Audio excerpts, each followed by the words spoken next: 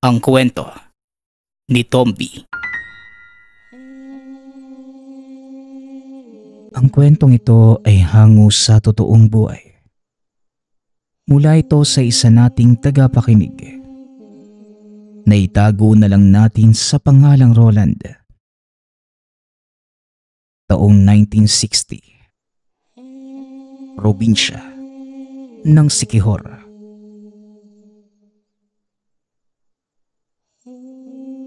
Payapang naninirahan si Tatay Roland kasama ang dalawang anak na sina Ana at Don.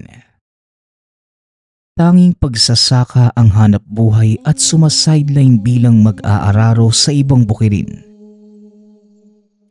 Sa kakarampot na kita, naitaguyod naman ng maayos ang dalawang anak. Ngunit sadyang may hindi inaasahang pangyayari na susubok sa tibay ng buhay. Sabado ng hapon, naimbitahan sa pestahan ang anak na si Ana. Kasama nito ang bagong kakilala na tawagin na lang natin sa pangalang Rita. Napadaan lang ang babae sa tahanan at dahil napahaba ang usapan, naging magkaibigan ang dalawa at palagi na itong pumupunta sa tahanan. Wala namang naging problema kay Tatay Roland. Mas mainam na merong kaibigan ang mga anak, lalo na ang bunso. Sa madalas na pagdalaw ni Rita, palaging wala si Tatay Roland dahil kasagsagan ito ng pag-aararo sa bukirin. Maraming kumukuha sa kanya dahil tanging ito lamang ang may kalabaw sa lugar. Habang si Don naman, anak na panganay, sumasama sa tiyuhin at nag-aani ng buko para maibenta sa pamilihan. Kaya si Rita at Ana lang ang nagkakaharap. Pagkarating sa piyestahan, kainang kagad ang bumungad sa dalaga. Nakakatakam ang bawat putahe kaya dali-daling napasunggab ang dalaga. Kasabay naman niya sa pagkain ang kaibigang si Rita.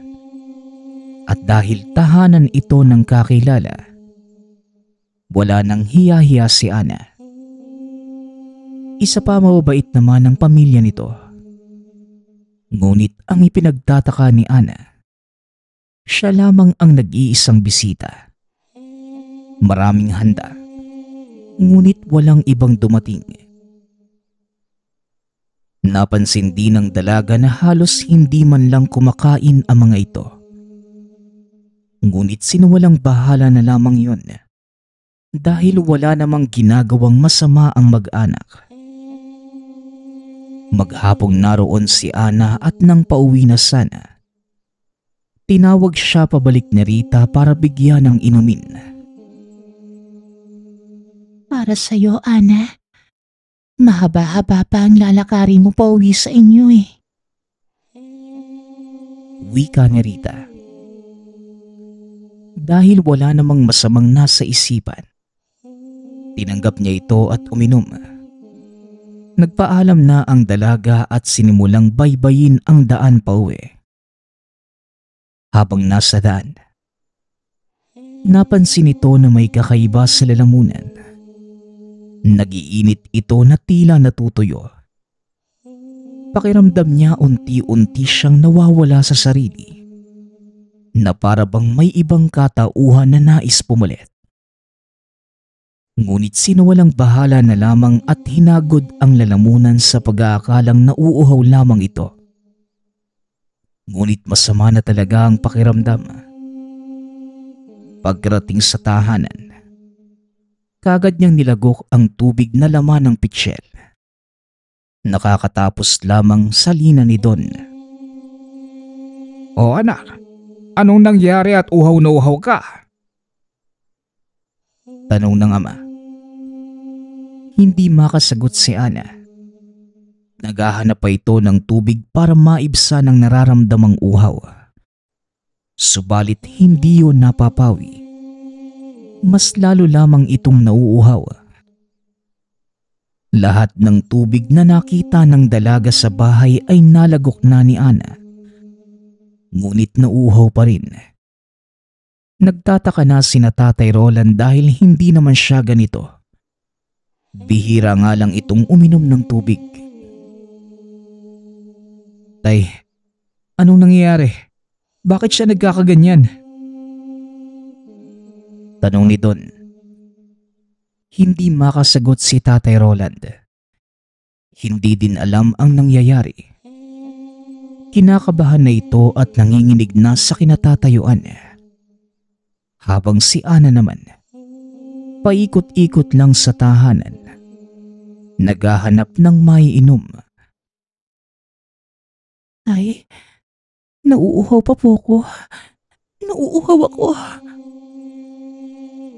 Wika ni Ana, na tila hindi na alam ang gagawin ng mga oras na yun. Ana, tama na. Ano ba? Sita ni Don. Dali-daling inawat ng kuya ang kapatid. Nang akma itong iinom sa tubig na nasa loob ng kinakalawang na drum. Nabigla si Ana at tinulak ang kuya. Nanlaki ang mga mata dahil sa lakas ng pagkakatulak. Halos ilang distansya pa ang inabot dahil dito. Pati si Tatay Roland hindi makapaniwala sa nakita. Nagwawala na si Ana. Binabasag at tinatapon ang mga lagayan na walang tubig. Ana, ano bang nangyayari sa'yo? At ganyang kaumasta? Diyos mio, magtigil ka, Ana! Tanong ng ama. Kahit anong pag-awat na gawin, hindi pa din nila mapigilan si Ana. Basag na halos lahat ng mga gamit sa kusina at kinakalmot na rin niya ang sariling lalamunan. Uhaw na uhaw ito. Naiiyak na ng mga sandaling yon. Nagmamadali namang nag-igib ng tubig sa balon si Don para lamang matulungan ang kapatid. Ngunit naubos na nito ang isang malaking galon. Wala pa ding pagbabago kay Ana. Tay, parang hindi na maganda to . Kaunti na lang sasabog na yung tiyan ni Ana sa kakainom ng tubig. Wika ni Don. Alam ko, Don. Ano pang magagawa ko? Di wala akong kaide-ideya sa nangyayari sa kapatid mo. Tugon ni Tatay Roland. Nagkaroon na ng tensyon sa pagitan ng mag-ama. Ipinasok na muna nila sa kwarto si Ana at kinulong. Dahil kung hindi, mas lalo lamang itong magwawala. Makalipas ang mahigit 2 oras, natahimik naman na ang dalaga at nakatulog.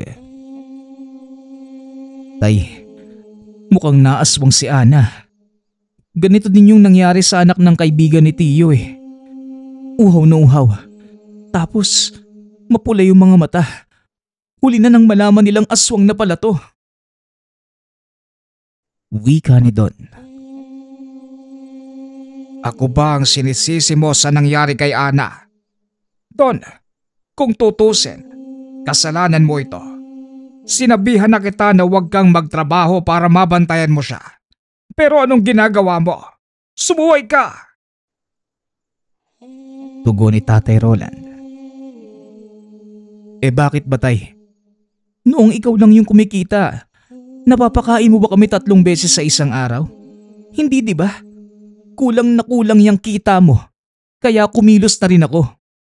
Tumutulong lang ako tapos ngayon, ako pa ang masisisi. Grabe ka naman, tay.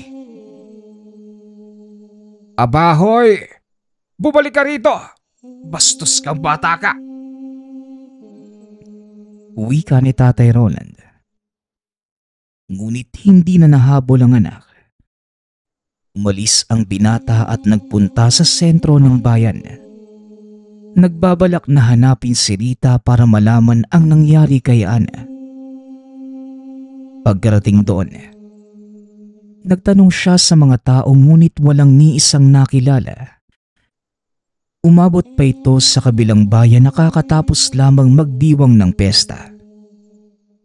Doon, may nakakilala na kay Rita ngunit ang sabi, nakaalis na ito pati ang buong pamilya.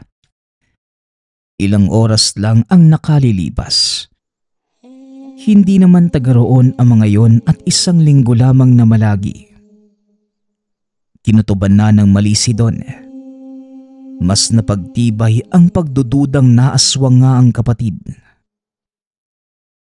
Iho, bakit mo pala natanong? May masama ba silang ginawa sa'yo? Tanong ng magbabalot. Hindi po sa akin eh. Yung kapatid ko, naaswang yata eh. Tugon ni Don. Naku, delikado yan. Dalhin nyo kagad sa manggagamot. Noong unang araw na pagpunta ng pamilyang yon dito, nagdududa na talaga ako. Iba talaga ang pakikitungo nila. Naroon na ang dating na parang hindi maaasahan. Kaya ikaw, iho, mas mabuting ipagamot nyo na yung kapatid mo bago pa mahuli ang lahat. Muling wika ng magbabalot. Sa sinabi nito, nadagdagan ang takot ni Don. Nagmamadali itong umuwi at hindi makapaniwala sa naabutan. Pagka-uwi sa tahanan, nakita niya si Anang nakalambitin sa kahoy ng terasa. Naglalaway. Magulo ang buhok at kakaiba na akong kumilos. Habang si Tatay Roland naman, nasa baba, natataranta at hindi malaman ang gagawin. Don, tulungan mo si Ana. Tulungan mo. Wika ni Tatay Roland. Sinubukan ni Don na pababain si Ana ngunit hindi ito nakinig. Sa halip, sinampal pa siya ng dalaga. Tinalunan at pinagsasakal. Nagkagulo na dahil masyadong agresibo at hindi na talaga makilala si Ana. Pati si Tatay Roland. Napahiyaw matapos tumama sa kanto ng pinto ang likod ng maitulak ng dalaga. Kinagat pa ito sa kamay. Dahil sa pagiging agresibo ni Ana, napilitan si Don na hampasin sa likod ang dalaga para lamang matigil. Sa lakas ng pagkakahampas, nawalan ito ng malay at sila naman ni Tatay Roland ang nagtalo. Don, nababaliw ka na ba? Bakit mo ginawa yon? Kapatid mo yan. Sita ni Tatay Roland. Tay, ano ba? Tumigil na nga kayo sa kakaganyan nyo. Kapatid ko si Ana, pero hindi muna sa pagkakataong to. Tay, ibang katauhan na yan. Magiging aswang na rin siya sa susunod na mga... Hindi na naituloy ang sasabihin matapos itong sampalin ni Tatay Roland. Hindi na ito nagsalita. Lumabas na lamang ng tahanan para magpalipas ng galit. Naiintindihan naman niya ang ama. Nais lamang nitong maging positibo sa kabila ng sitwasyon. Ngunit hindi na ito madadaan sa ganon. Dahil nasa harapan na nila ang katotohanan. Nayanggaw si Ana at hindi nalalayo na maging ganap na aswang ang dalaga anumang oras ngayon. Makalipas ang ilang sandali, pumasok na rin ito sa loob ng tahanan at natulog. Madaling araw na at kailangang magpahinga. Dadayo pa ito sa bukid para magpakonsulta kay Mang Dionisio, kilalang manggagamot sa bayan. Kinabukasan, pasado 8:00 ng umaga, Umayos naman ang wisyo ni Ana na tila walang nangyari ng nagdaang araw. Gusto sana itong kausapin ni Don, ngunit pinigilan siya ni Tatay Roland dahil baka kung ano-ano lang ang banggitin ng binata. Hindi na lamang ito nagpumilit sa pag-iwas na mauwi sa away. Umalis na si Don at nagpunta sa tahanan ni Mang Dionisio. Tanghali na ito nakarating doon dahil ilang bundok pa ang aakyatin. Sinabi niya sa manggagamot ang sadya at sa kabutihang palad. Pumayag naman ang matanda. Don, alam mo na bang tipikal na karamdaman lang ang ginagamot ko? Yang kaso ng kapatid mo, hindi ko maipapangakong mapapagaling ko ha. Ngayon pa lang ako mapapasubo sa ganyang sitwasyon. Pero susubukan ko sa abot ng aking makakaya. Wika ni Mang Dionisio. Pasado 4:00 ng hapon nang makabalik si Don sa tahanan, kasama ang matanda. Nagtaka pa si Tatay Roland sa pagbisita ng kakilala. Ngunit napalitan lamang ito ng pagtatalo dahil ayaw niyang ipatingin si Ana. Walang sakit ang anak ko. Hindi siya naaaswang katulad ng iniisip ni Don. Marami lang yang iniisip, kaya saglit na nawala sa wisyo. Yun lang yon. Wala nang iba. Wika ni Tatay Roland. Mang Dionisio, mas mabuti pong simulan na natin ang pagsuri kay Ana para malaman na kung anong susunod na gagawin sa kanya. Sabat ni Don. Don, ano pa? Hindi nga naaaswang kapatid mo. Tumigil ka na! Sigaw ni Tatay Roland. Tay, maglulukuhan pa ba tayo dito? Alam mo naman sa sarili mo na iba ang kinikilos ni Ana. Naaaswang siya. Hindi, Don. Hindi mo gagalawin ang kapatid mo. Muling wika ng ama. Ngunit habang nagtatalo sa labas sina Tatay Roland at Don, pumasok na si Mang Dionisio sa loob ng tahanan. Natigilan ito. Pagpasok pa lang ng matanda, naglalambitin na sa itaas si Ana. Tila natakot ito sa presensya ni Mang Dionisio. Sus Mariosep! Roland! Ang anak mo!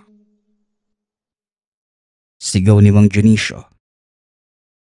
Sa pagkakataong yun, hindi lang kilos ni Ana ang nagbago, pati na rin ang muka at pisikal na kaanyuan. Bahagyang nangitim ang balat lalo na ang muka. Humaba ng kaunti ang mga kuko at ngipin. Tila baboy ang itsura. Lahat sila napatingala at hindi makapaniwala sa nasaksihan. Umalinghing na rin si Ana na tila baboy na kinakatay. O hindi ba tay? Ayaw niyo pa kasing maniwala sa akin eh. Wika ni Don. Hindi makapagsalita si Tatay Roland. Lihim itong naluluhat dinudurog ang kalooban sa katotohanang tumambad. Napatitig na lamang siya sa kaawa-awang anak. Samantala, tulong-tulong na si Don at Mang Dionisio sa pagbaba kay Ana.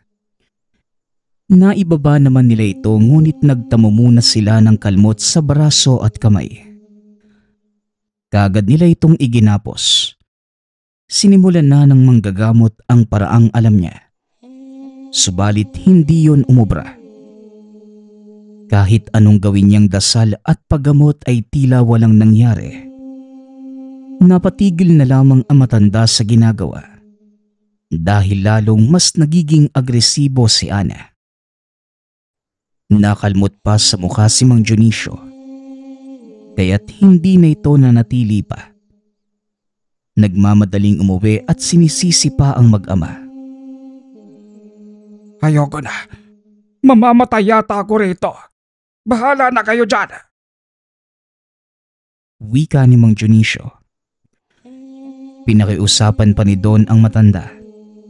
Ngunit hindi na nagpadala ang manggagamot dahil ayon sa kanya, tipikal lamang talaga na karamdaman ang natatangi nitong kayang gamutin.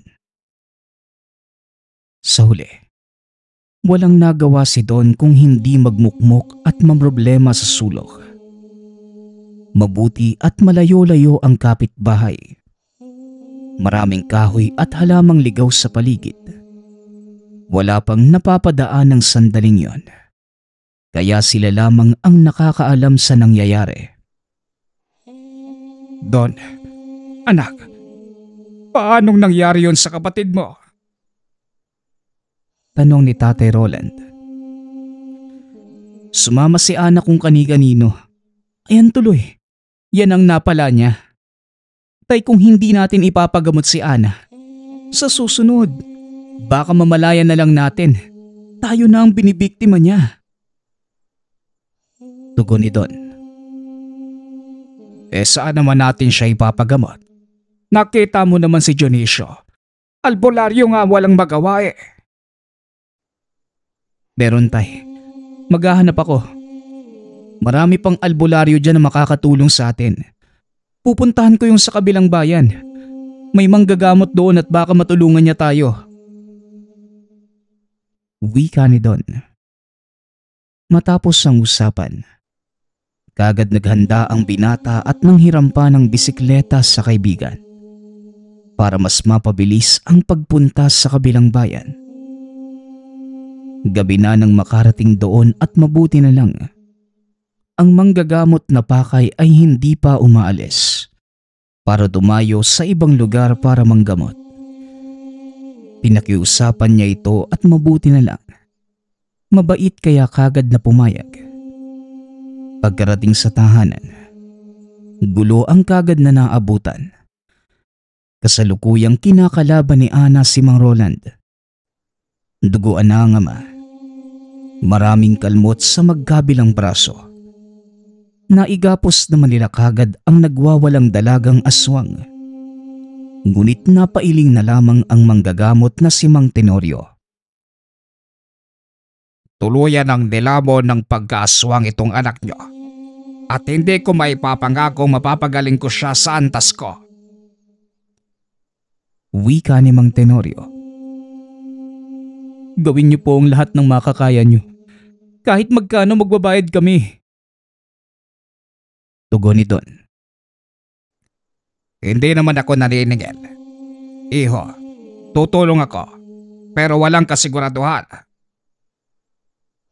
Wika ng matanda. Simulan nyo na ho. Subukan natin ang lahat ng makakaya nyo. Wika ni Mang Roland.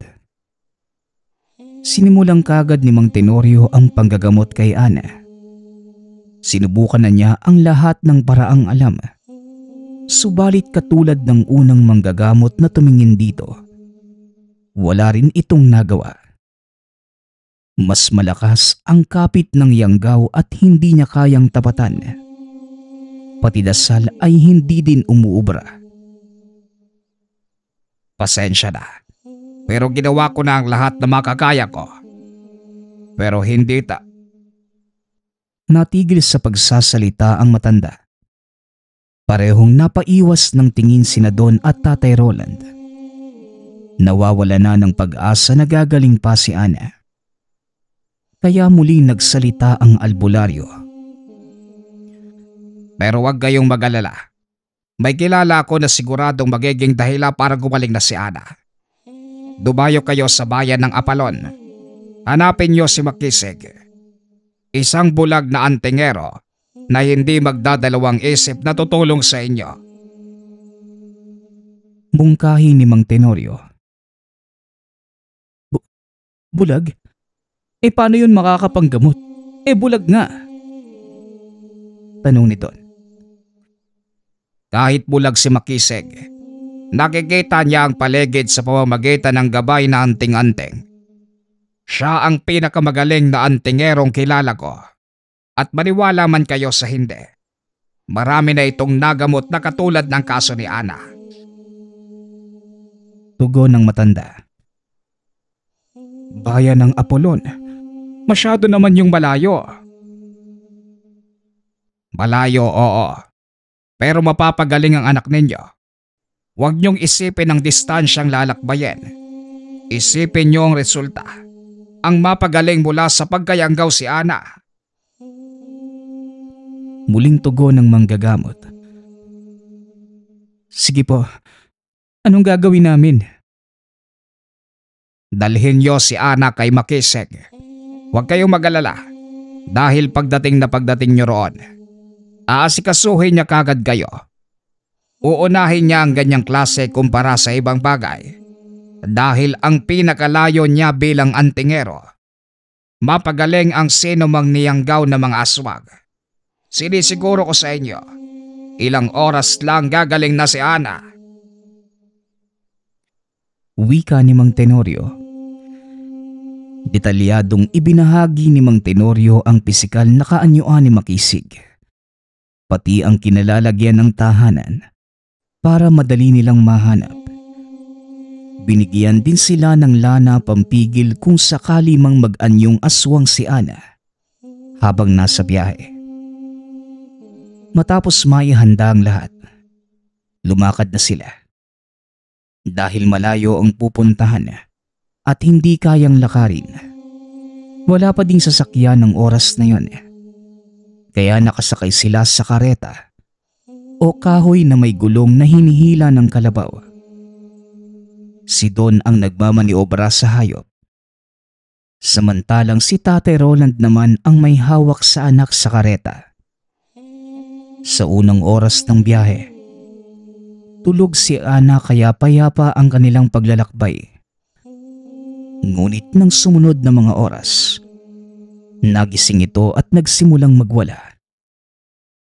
Don, patigilin mo muna ang kalabaw. Wika ni Tatay Roland. Kaagad namang pinatigil ni Don ang kalabaw at bumaba para lapitan sila sa likod. Hinawakan si Ana sa mga kamay. Natataranta namang kinapa ni Tatay Roland ang lana sa dalang bag. Ngunit natagalan sa paghanap. Napasigaw si Don. Nakalmot na sa braso at nakababa na ng kareta si Ana. Nag-anyong aswang na ito at umalingasaw ang baho. Hindi na rin malapitan dahil kakalmuting kagad ang sino mang lalapit. Tay, matagal pa ba? Tanong ni Don. Hindi ko mahanap. Hindi ko mahanap, Don. Tugon ng ama. Nasa bag lang yun, Tay. Pakibilisan po. Muling wika ni Don. Hinabol niya si Ana. Pinatid ang dalaga para madapa at mapigilan. Nahirapan pa ito dahil masyadong malakas. Mas lalo pa itong napadaing nang mahawakan si Ana sa kamay at kinagat. Sa puntong yon, tuluyan nang nakawala si Ana. Nahanap na rin ni Tatay Roland ang lana. Nagmamadali nilang hinabol ang aswang. Naabutan nila itong nakatingin sa kalapit na bahay. Madidinig ang pag-iyak ng sanggol mula roon. Kaya hindi na nakakapagtaka na pagkainteresan yun ni Ana. Wistikan muna ng lana, Tay, bago pa lumapit sa bahay. Mungkahi ni Don. Nakatalikod sa gawin nila si Ana at dahan-dahan nilang nilapitan. Niyakap ito ni Don mula sa likod. Kagad pinapataka ng lana sa bibig ni Tatay Roland. Nagtagumpay sila sa ginawa. Kaya ilang segundo lang ang lumipas. Nang hina si Ana at nawala ng lakas. Dali-dali itong kinarga at binalik sa kareta. Nagpatuloy na sila sa paglalakbay. Ngunit panay na ang pagtingin sa kasama. Dahil baka malingat at mawala muli. Hating gabi na nang makarating sa bayan ng Apolon. Tahimik na ang paligid at wala silang mapagtanungan. Hinahanap na lamang nila ang sinabi ni Mang Tenorio na palatandaan ng bahay ni Makisig. Isang banog lawin na may balahibong pula ng manok. Nakita nila ito at kagad na kumatok sa pinto. Matagal bago sila pinagbuksan. Halos 30 minuto sila doon at dahil walang tigil sa pagkatok, pinagbuksan sila nito ngunit bumungad sa kanila ang bagong hasang itak. Sandali lang, hindi kami kaaway. Wika ni Tatay Roland. Bumungad sa kanila ang isang binatang bulag. May kwintas na hugis triangulong bagay na may nakasulat sa mga tagiliran at may nakaukit na maliit na mata sa gitna. Manong, kayo po ba si Makisig? Kailangan po namin ng tulong nyo. Wika ni Don. Bagong aswang ang kasama nyo. Siya ba ang tinutukoy nyong kailangan ng tulong? Tanong ng binata. Oo, siya nga ho. Anak ko siya na si Ana. 15 anyos pa lang siya. Tulungan niyo po siya. Pakiusap. Tugon ni Mang Roland. Ibinaba ni Makisig ang itak at binalik sa pagkakasabit sa likod ng pinto. Pinalitan niya ito ng tungkod at kalmadong lumapit sa kareta. Sumunod naman si Tatay Roland at Don. Nako, malakas ang kapit ng yanggaw sa katawan ng batang ito. Walang buwan. Ngayon, bukas o kaya sa susunod na araw ko pa siya magagamot. Wika ni Makisig. Wala na po bang ibang paraan para magamot siya agad-agad? Bakit kailangan pa ng buwan? Tanong ni Don. Malakas ang kapit at hindi ito madaling gamutin. Hihintayin pa natin ang tamang oras para maisagawa ang orasyon ng panggamot sa yanggaw. Sa susunod na araw ng takdol, araw kung kailan mabilog at mapula ang buwan, eclipse sa madaling salita, isasabay natin ang paggamot sa bata para tuluyang mahiwalay ang yanggaw sa katawan niya. Sa ngayon, tumuloy muna kayo sa akin para mabantayan ko siyang maigi. Tugon ni Makisig. Bago nila pinapasok sa bahay si Ana, dinasalan muna ito sa labas. Pagkatapos dinala sa loob at muli na namang dinasalan. May kung anong pinatak na likido si Makisig sa bibig ng natutulog na dalaga. Ayon sa kanya, pansamantalang pipigilan ng likidong yon ang pagpapalit anyo ni Ana. Buo ang tiwala ni Tatay Roland at Don sa antingero, kaya naman nakatulog sila ng matiwasay ng gabing yon. Kinabukasan, isinara ni Makisig ang tanggapan para maasikaso ang nayanggaw na pasyente. Mahimbing pa rin ang pagkatulog nito na siya namang ipinagpapasalamat ng mag-ama. Dahil nakahinga sila ng maluwag sa mahaba-habang oras. Ngunit sinata sila ng antingero at sinabing hindi yon magandang pangitain. Ilang oras nang natulog ang dalagang ito. Hindi yun bagay na dapat nating ikatuwa. Mas dapat pa tayong mag-alala. Hindi natin alam kung anong klase at uri ng aswang ang nangyanggaw sa kanya. Maging ang layunin nila sa pagpapasa ng sumpa sa batang ito. Wika ni Makisig. Ano po bang ibig niyong sabihin? Hindi ko maintindihan. Tanong ni Tatay Roland. May dalawang layon ang aswang sa pagyayanggaw. Una, pagpaparami ng lahi. Ikalawa, pagpasa ng bato para lang pagdusahin ang biktima habang paunti-unting hinihigop ang lakas. At habang dahan-dahang namamatay ang biktima, may aswang na unti-unting lumalakas dahil sa enerhiya at buhay na kinukuha nito. Tugon ni Makisig. Manong, ano po ba ang gagawin natin?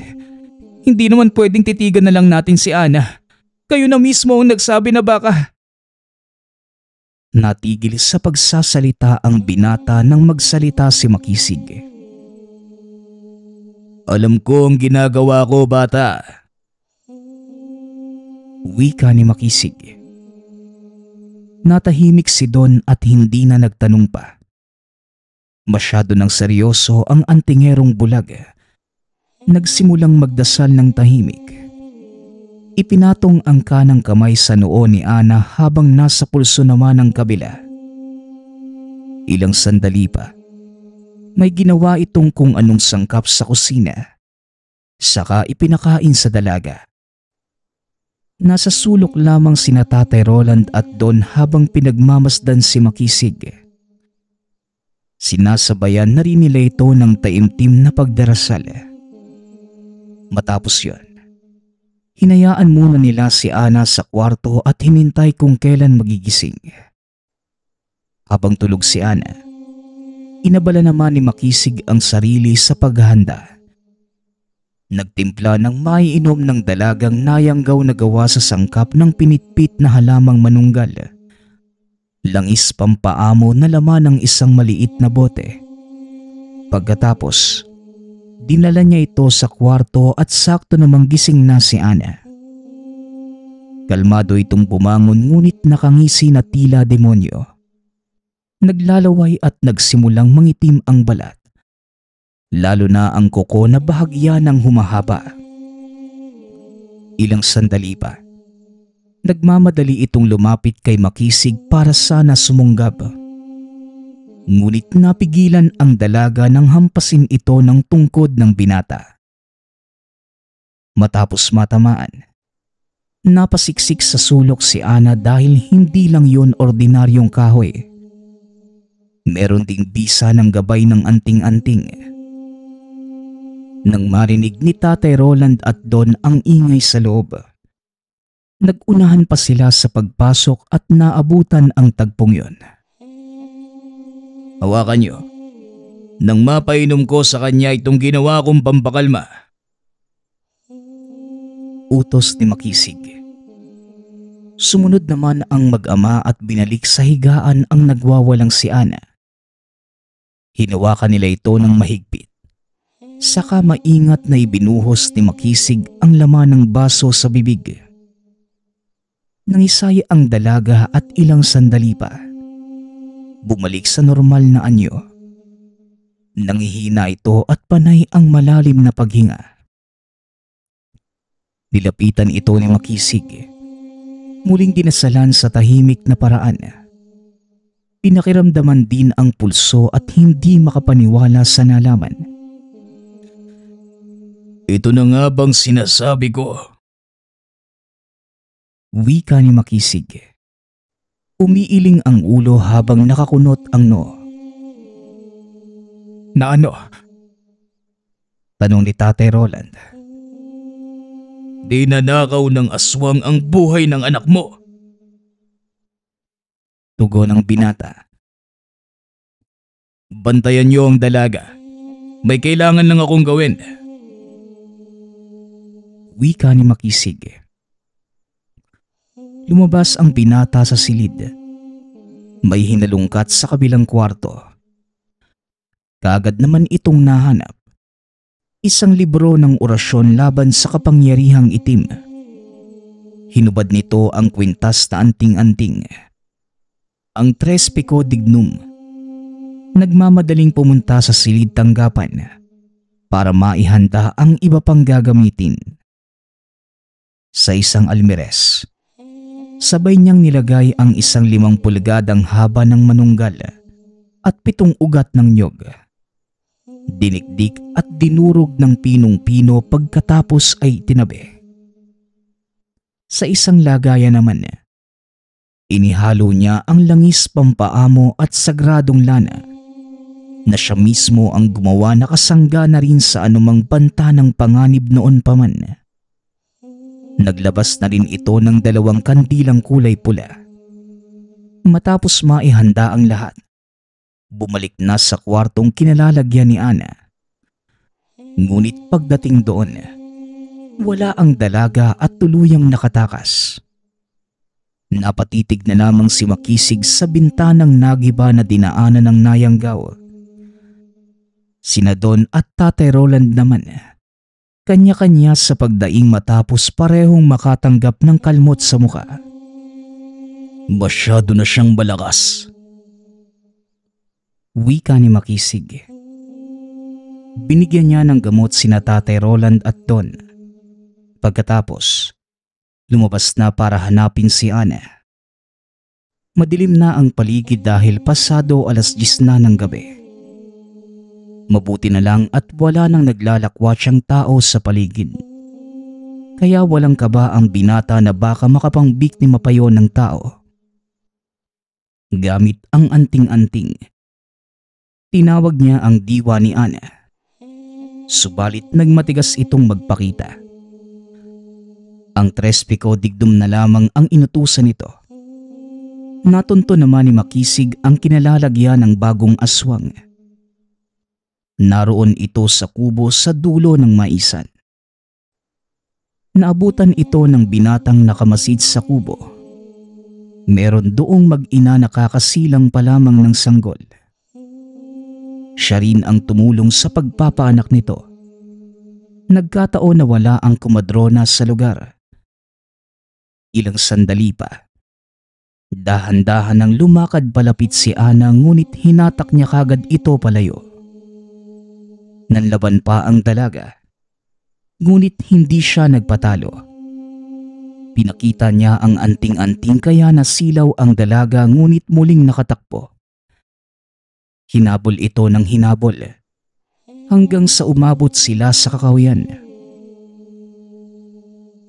Ana, alam kong nandito ka lang. Lumabas ka na at mag-usap tayong dalawa. Wika ni Makisig. Tanging kaluskusan ng mga dahon at ihip ng hangin ang sumagot sa tanong na yon ng binata. Inilibot niya ang tingin sa buong paligid para hanapin ang kinaroroonan ng dalaga. Ngunit nabigo ito. Huwag ka nang magtago, Ineng. Nandiyan ka lang sa tabi-tabi. Huwag mo na akong pahirapan. Muling wika ng binata. Kagad napalingon si Makisig matapos mapansin ang presensya ng kung sino.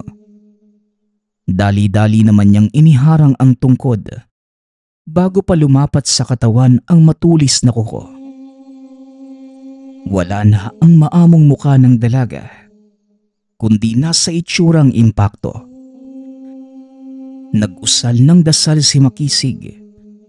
Nanlambot ang mga tuhod ni Ana at nasilaw sa anting-anting na nakabalandra sa harapan. Napasalampak na lamang sa lupa at hindi nagtagal. Bumalik na sa anyong tao at mahinang dumaing. Sa pagkakataong yon, nasa wisyo na ang dalaga. Normal na ang katawan, pakiramdam, kamalayan at utak bilang tao. Napahagulgol ito at nagrereklamong masakit na ang pangangatawan.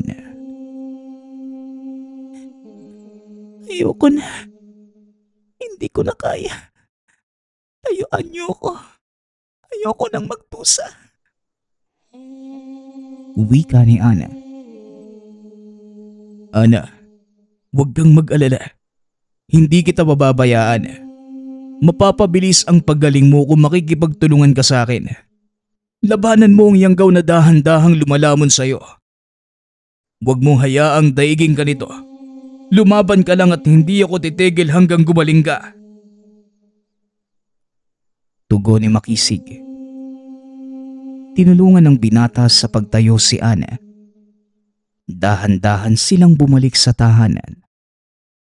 Nasa bakura naman nakabang sina Tatay Roland at Don. na kagad sumalubong para makatulong. Dinala nila si Ana pabalik ng kwarto.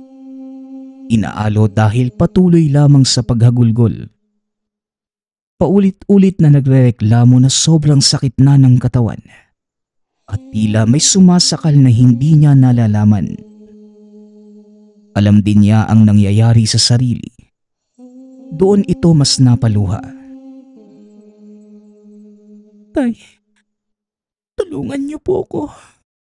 Kuya, ayoko maging aswang. Ayoko po. Wika ni Ana. Huwag kang mag-alala, anak. Si Makisig ang bahala sa'yo. Hindi kanya pababayaan. Tugon ni Tatay Roland. Kapag talaga nakita ko ang Rita na yun, papatayin ko talaga siya. Matitikman niya ang ganti ko. Tama. Kailangan nating mahanap si Rita. Wika ni Makisig. Lahat ay natigilan at napatingin sa binata sa biglaan nitong pagsingit. Bakit? Papatayin na ba natin siya? Tanong ni Don. Hindi. Kailangan natin siya para matunton kung sino ang aswang na humihigop sa lakas ni Ana. Kailangan natin ang pangalan nito para sa gagawing orasyon bukas. Tugon ng binata. Tutulong ako sa paghahanap. Hindi. May iwan ka rito. Ikaw ang magbabantay kay Ana. Kami ng anak mong si Don ang maghahanap ng aswang. Wika ng manggagamot. Muling pinainom ni Makisig ng lanang pampaamo si Ana. Binilinan din niya si Tatay Roland na ipakain sa paglipas ng bawat oras ang inihanda na dinikdik na manunggal at 7 ugat ng niyog. Habang wala sila ni Don, ito ang magsisilbing pampigil kay Ana sa pagpapalit ng anyo bilang aswang. Mahigpit din niyang ibinilin na wag itong hahayaang makalabas at makapangbiktima ng tao o makakain ng dugot laman. Dahil sa oras na mangyari yun, hindi na ito magagamot pa. Lahat ng ito ay tinandaan ni Tatay Roland. Nagsusumamo naman siya sa anak na tulungan ang sarili. Samantala, binaybay ni Makisig at Don ang kahabaan ng daan papunta sa bayang kinaroroonan ni Rita. At dahil alam nila ang pangalan nito, humingi ang antingero ng tulong sa gabay ng anting-anting para malaman ang pinaglalagyan nito. Matapos maituro, dali-dali niya itong pinuntahan.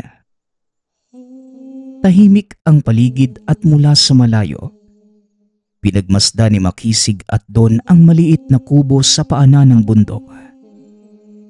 Tanghaling tapat na sila nakarating.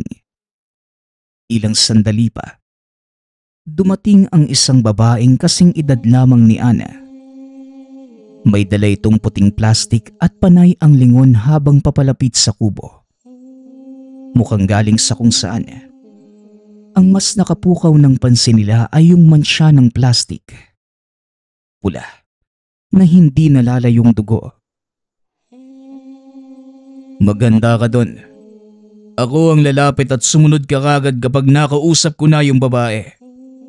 Huwag kang magpakita kagad ha. Kilala ka niya, hindi ba? Baka mabuko tayo bago ko pa makuha ang pakay natin. Wika ni Makisig. Tumango si Don at hinatid ng tanaw ang binata. Maayos pa nitong ginamit ang tungkod na para bang hindi nakakakita. Bulag man ito. Ngunit dahil sa gabay ng anting-anting, malinaw niyang nakikita ang lahat ng mga bagay sa paligid. Kahit purong puti na ang mga mata. Nang makalapit sa kubo, hinarap naman siya ni Rita. Nang hingi ng maiinom si Makisig at nagpanggap na nawawala. Naniwala naman ito at nahulog sa patibong. Saan po ba kayo pupunta, Manong? Tanong ni Rita. Depende. Kung saan dadalhin ang mga paa at tungkod ko. Tugon ng binata. Ganun po ba? Pwede bang magtanong?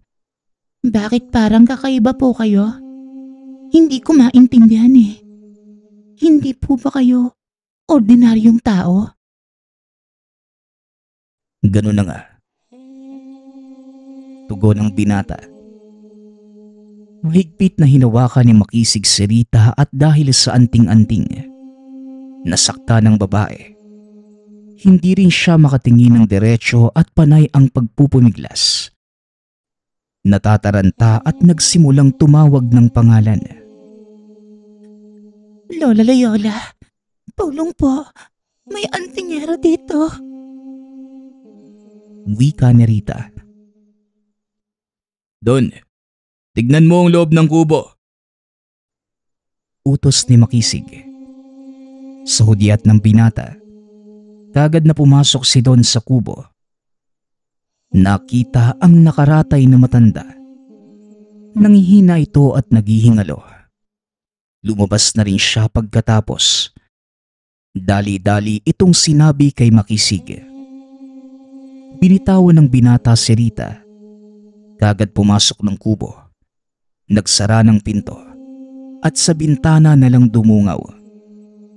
Galit na galit pang nakatingin sa kanila. Iniinda pa nito ang kamay na napaso sa pagkakahawak ng antingero.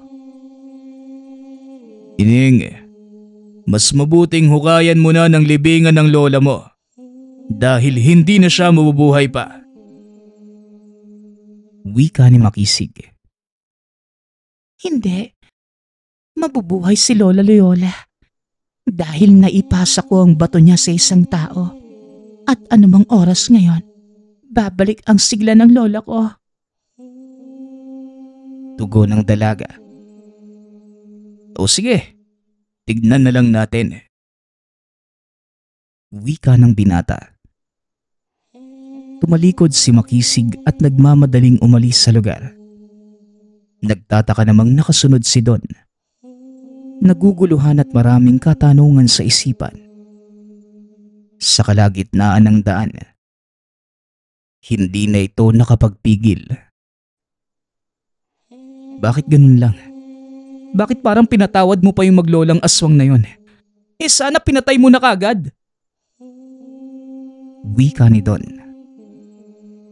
Magtiwala ka lang sa akin, bata. Ang kapatid mo ang uunahin natin. Mahabang oras ang masasayang kung makikipaglaban pa tayo sa mga aswang. Bawat oras binibilang natin. At kapag mag-aaksaya pa, baka hindi na mailigtas si Ana. Tugon ni Makisig. Naintindihan ni Don kung bakit ganun na lamang ang nangyaring tagpo nila sa maglolang aswang. Wala na itong naging tanong hanggang sa makabalik ng tahanan. Ngunit nasindak sila sa naabutan. Ganap ng aswang si Ana. Ngayon ay naghahasik na ng lagim sa mga kapitbahay.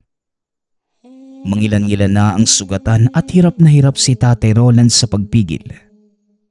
Nagmamadali naman sina Makisig at Don sa paghata kay Ana pabalik sa tahanan. Humingi na rin sila ng dispensa sa nangyari. Laking pasalamat dahil naiintindihan naman ito ng mga tao. Nasanay na rin ang mga taga doon dahil hindi lang yon ang unang pagkakataon. Magmula na maging antingero si Makisig, marami nang dumadayo sa kanya para magpagamot. Alam na ng mga kapitbahay ang posibleng mangyari. Habang nasa kwarto sina Tatay Roland at Don para bantayang maigi si Ana, nagmamadali naman si Makisig sa pagbibigay gamot sa mga kapitbahay na nasugatan buhat sa nangyari. Pagkatapos, kagad itong bumalik kay Ana. Muli inihanda niya ang sangkap at gagamitin para sa aktwal na panggagamot. Dahil sa kaguluhan sa mga naunang oras, Natapon ang mga hinanda kaya naghanda itong muli. Sa isang alimires sabay nilang dinikdik ang manunggal at 7 ugat ng nyog. Pagkatapos binuhusan ng kalahating baso ng lana. Sa kabilang lagayan naman, ibinuhos ang natirang langis saka binabad ang 3 pico dignum.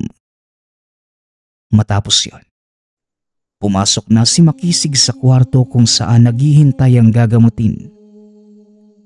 Kaunting oras na lang, malapit na ang itinakdang eclipse. Dumilim na ang kalangitan na napapalibutan ng nagkakapalang ulap. Masyado na ring malakas si Ana at kahit anong pigil ni Tatay Roland. Napuputol lamang ang itinaling lubid sa mga kamay at paa. Nang hindi na talaga mapigilan ng ordinaryong tali ang lakas nito, napilitan si Makisig na buhusan ng sagradong langis ang dalaga. Nang isa ito at nagmamadali nilang itinali gamit ang manunggal. Mahaba ang mga ito at may katibayan. Hindi din madaling maputol dahil sa bawat katas na lalabas, mapapaso ang balat ng aswang. Dahil dito nanatili sa higaan si Ana. Makisig, hanggang kailan pa tayo maghihintay? Naawa na ako sa kapatid ko. Wika ni Don. Kalunos-lunos na ang kalagayan ni Ana. Makikita ang pakikipaglaban ng katawan at diwa sa yanggaw na sumasakop sa kabuuan. Naluluha pa ito tanda ng paghihirap at pakikipaglaban. Huwag kayong mag-alala. Kaunting minuto na lang at mag-e-eclipse na. Tugon ni Makisig. Paano mo naman nalaman? Madilim ang langit. Tanong ni Tatay Roland. Bago magsimula ang ganap na eclipse ngayong gabi, liliwanag ang kalangitan para masaksihan ng lahat ang pag-iisa ng buwan at araw. Sa oras na mangyari ito, isasagawa na natin ang pagtaboy ng yanggaw sa katawan ni Ana. Tugon ng binata. Habang hinahantay ang eclipse, nakahanda na sa paanan ni Ana ang mga sangkap sa panggagamot sa kanya. Sinindihan na rin ang mga pulang kandila na magsisilbing hudyat kapag tagumpay ang kalalabasan ng panggagamot. Sa pagpatak ng eksaktong 12:00 ng hating gabi, dahan-dahan nang nagkalapit ang araw at buwan. Ng mga sandaling ito, mas lalo pang lumalakas ang pagkaaswang ng dalaga. Kahit malakas ang kapit ng manunggal sa pagkakagapos, naging malikot pa rin ito at nayanig ang higaan. Halos pumaliktad pa sa sobrang kalikutan. Tigilan nyo. Hawakan nyo sa magkabilang balikat.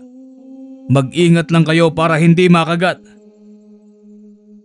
Wika ni Makisig. Nang mga sandaling yon, sinimulan na ng binata ang pag-usal ng dasal na Latin habang ginuguhitan ng hugis krus ang noo, dibdib, magkabilang palad, mga paa at tiyan ni Ana gamit ang sagradong lana. Dahan-dahan din niyang ibinuhos sa bibig nito ang dinikdik na manunggal at 7 ugat ng nyog. Hindi man nalagok ang lahat. Nakainom din naman ito kahit papano. Doon pa lamang labis-labis na ang paghiyaw at hagulgol ng dalaga. Makikita din ang epekto ng ginawang panggamot. Dahil paulit-ulit itong naduduwal na para bang may gustong isuka. Nagsimula na ring magpatay-sindi ang mga kandila. Senyales na nagsimula na ang paghihirap ng aswang na humihigop ng lakas ni Ana. Kumbaga ng mga sandaling yon, parehong naglalaban ang dalawa at ang mas matibay ay siyang mananatiling buhay pagkatapos ng gamutan. Nag-usal muli ng dasal si Makisig. Matapos yon, hinipan niya ang 3 pico dignum. inilapit sa bibig ni Ana. Mas lalong nagwala ang dalaga at buong lakas na napapasigaw na parabang anumang oras. Lalabas na ang kaluluwa sa katawan. Nangingitim na ang labi at ibaba ng mga mata nito at tumirik. Masyado itong malikot sa higaan. Nanginginig, nangingisay at nagpupumiglas. Ilang sandali pa, muling sumakit ang sikmura ni Ana. Ngunit bago pa man siya makasuka, sapilitang pinainom ni Makisig ang lana na binabarang ng anting-anting kanina. Nalunok itong lahat ng dalaga at hindi nagtagal. Sunod-sunod na pagsuka ang ginawa. Noong una purong laway lang ang lumalabas sa bibig. Pumangalawa ang purong tubig. At panghuli, ang pinakahihintay na matagal sa katawan nito, ang bato ng aswang. Isang maliit at bilog na itim na bato. Matapos mailabas, nawala ng malay si Ana at doon na rin nagtapos ang eclipse. Nakahinga ng maluwag si Makisig nang makitang nanatiling nakasindi ang pulang mga kandila. Ibig sabihin lang, nailigtas si Ana at yung aswang na ng biktima ang tuluyang binawian ng buhay. Subalit hindi doon nagtapos ang lahat. Dinasalan pa ni Makisig ang walang malay na si Ana. Pagkatapos nilinis ang katawan sa pamamagitan ng pagligo ng sagradong langis. At bilang panapos, isinabit sa leeg ng dalaga ang sariling anting-anting. Kinabukasan, naging abala si Makisig sa paggamot sa mga kapitbahay na nakalmot ni Ana sa nagdaang gabi. Wala namang reklamo ang mga ito. Naiintindihan nila ang sitwasyon. Layon din nilang magamot at umayos ang biktimang dalaga. Hindi naman maiwasan na maluha ng binata. Humingi ito ng kapatawaran sa mga taong naperwisyo, nasindak, tinakot at nagulo. Naging maayos naman ang relasyon at pakikitungo ni Tatay Roland sa lahat sa kabila ng nangyari at bilang kabayaran. Tinulungan muna nila si Makisig sa pagsisilbit panggagamot. Nanatili sila sa tahanan ng bulag na antingero ng mga sumunod na araw. Sa paglipas ng bawat oras, sinusuri pa rin ni Makisig ang kalagayan ni Ana.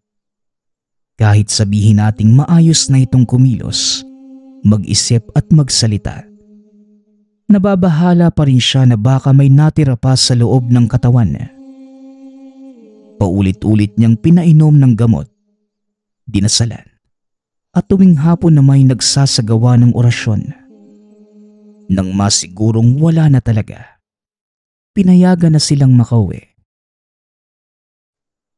Isang linggo na rin ang inilagi niyo rito. May tahanan na sa inyong naghihintay. Kaya bumalik na kayo at mag-ingat ng maigi. Huwag niyong hayaan na maulit ang nangyari. Saksi kayo kung paano nadawit sa bingit ng kamatayan ang buhay ng lahat para mailigtas lamang si Ana. Ngayon na maayos na ang lahat-lahat, hangad ko ang inyong kapayapaan at naway gabayan kayo ng Diyos Ama sa pang-araw-araw niyong buhay. Wika ni Makisig. Hindi sapat ang salitang salamat para pasalamatan kayo. Manong Makisig, kung alam niyo lang po kung gaano niyo ako napasaya sa paggamot niyo sa akin. Tugon ni Ana. Hayaan mo na. Ang Diyos na ang bahalang gumabay sa inyo. Hanggang sa muli, kuya. Maraming salamat sa pagtulong mo sa kapatid ko. Wika ni Don. Makisig, kapag nakaluwag ako sa anihan at pagbubukid, dadalaw kami ulit para makapagbigay handog kahit kakaunti. Huwag na kayong mag-abala. Wika ni Makisig. Tumuloy na ang mag-anak. Natutuwa ito habang hinahatid ng tanaw ang mga ito. Lihim din siyang nagpapasalamat dahil muli siyang nakatulong sa mga nangangailangan. Lalo na sa ganong klaseng kaso na hindi basta dahil ibang nilalang ang kalaban. Maayos na nakabalik sa tahanan sina Tatay Roland. Makalipas ang mahabang oras na paglalakbay. Bumalik na din sa normal ang pamumuhay at buhat sa nangyari. Nagtanda na ang dalaga. Hindi na ito kumilala ng kahit na sino. Naging mapagmatiyag na rin sina Tatay Roland at Don. Hindi lamang sa paligid, kundi sa lahat ng tao sa lugar. Nagpapasalamat nga pala ako sa lahat ng sumusuporta sa ating channel. Nawa ay patuloy niyong suportahan at pakinggan ang ating mga kwento. Hanggang sa muling pakikinig.